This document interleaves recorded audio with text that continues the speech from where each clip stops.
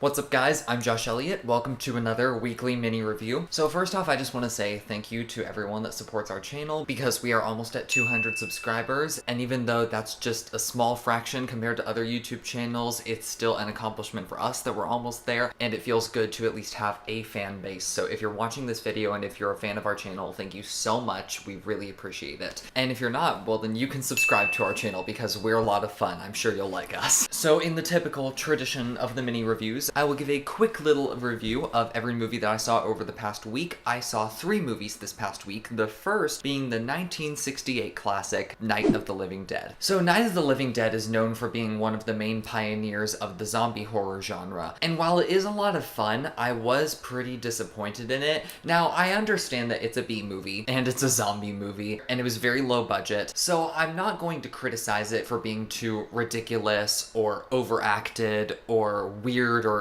crazy or anything like that, because I think that's kind of the point. But I do think it fails to deliver on its most iconic aspects for most of the movie. It channels its gore porn a lot in the final act of the movie, but the first hour is pretty boring. It's just people talking and the people aren't that interesting. This movie's also super sexist. Literally half of the cast is female, and I'm pretty sure it does not pass the Bechdel test even then. All of the female characters are so frail and weak, and they're like, oh.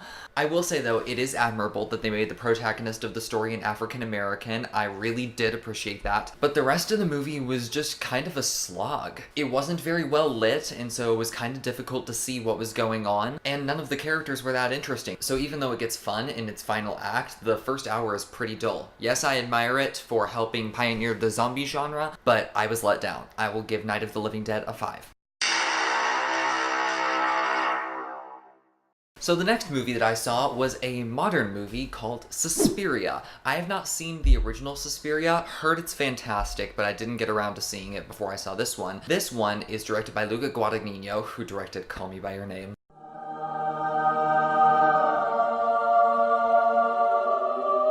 I was really looking forward to this because it looked very atmospheric and dark. It's about a dance school that is run by witches.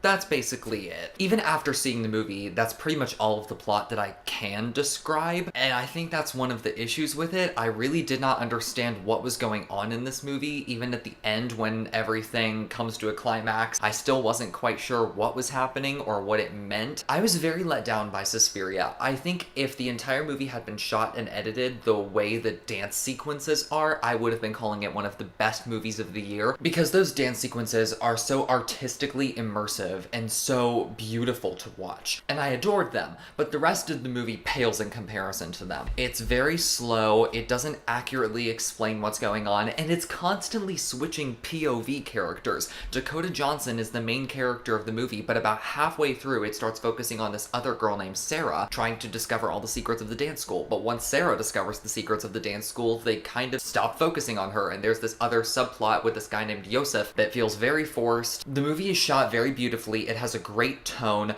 good acting performances, but the story is kind of a mess. I'll give Suspiria a 5.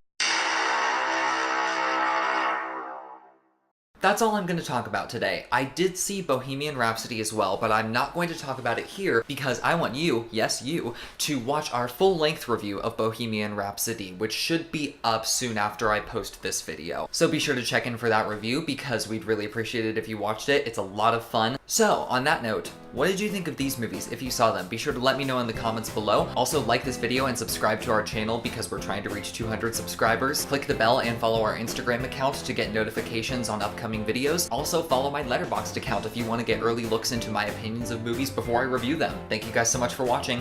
Peace out.